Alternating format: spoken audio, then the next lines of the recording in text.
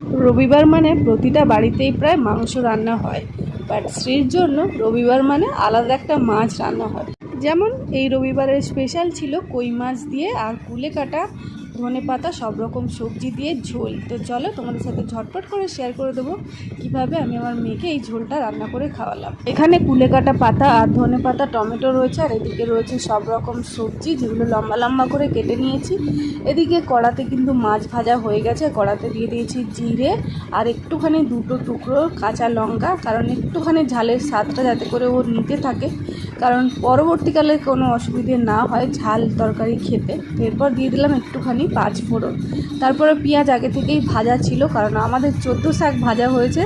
তো তারপরে পেঁয়াজ দিয়ে আনাজগুলো সব ঢেলে দিলাম, কারণ যেহেতু পেঁয়াজটা ভাজাই ছিল, যদি পেঁয়াজ না ভাজা থাকতো তাহলে একটু পেঁয়াজটা আগে ভেজে নিতাম, তারপরে আনাজগুলো দিয়ে আবার একটু নাড়াচাড়া করে কিন্তু আর ঢাকা দেবো না, একেবারে ডিরেক্ট জল দিয়ে দিলাম, নুন হলুদ দিয়েছি, তারপরে জল দিয়ে মাছগুলো সঙ্গে সঙ্গেই দিয়ে দিলাম, কারণ কই মাছ একটু ভাজার পরে শক্ত শক্ত হয়ে যায়, তার জন্য আনাজগুলো দিয়ে জলটা দেওয়ার পরেই কিন্তু কই মাছটাও দিয়ে দিলাম, যাতে করে ফুটে যেমন সবজিও নরম হয়ে যাবে সেরকম কিন্তু মাছগুলো অনেক নরম হয়ে যাবে। তো এইভাবে ঢাকা দিয়ে আর একটুখানি আঁচটা বাড়িয়ে দিলাম, এইভাবে আমি ঝোল রান্না করে ফেললাম। আর টমেটোটা পরে নামিয়ে ঘেঁটে আমি যেমন করে দিই ঝোলে দিয়ে দিয়েছি, পুরো ঝোল রেডি এখন। তো সব শেষে চেক করে নুন দিয়ে দিলাম একটু, তারপরে একদম ঝোল রেডি, খাবারও থালা সাজিয়ে নিয়ে চলে এসেছি। একটু 14 শাক ভাজা নিয়েছি, ভাত নিয়েছি আর ওর ঝোলটা নিয়েছি। তো ও বসে গেছে খেতে। প্রথমেই ওর হাতে একটুখানি, আজকে যেহেতু ডাটা নিইনি, বিনস কড়াই ওর হাতে দিলাম টেস্ট করানোর জন্য।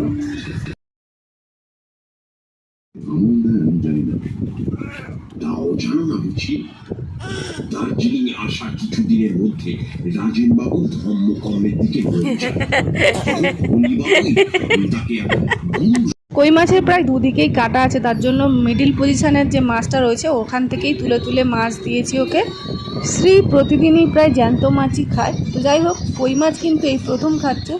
রিয়াকশানটা আমার দেখার ছিল, তো দেখলাম নর্মাল ঠিকই আছে, কোনো ব্যাপার নয়। আর 1 ঘন্টা খাওয়ানোর পর শ্রীর মুখের অবস্থা পুরো কই মাছের মতন হয়ে গেছে, মুখটা মাখামাখি করে একদম 1 ঘন্টা পর এই রিয়াকশানও। তো চলো দেখা হচ্ছে পরবর্তী ভিডিওতে, সবাই ভালো থাকো, সুস্থ থাকো, টাটা, বাই বাই।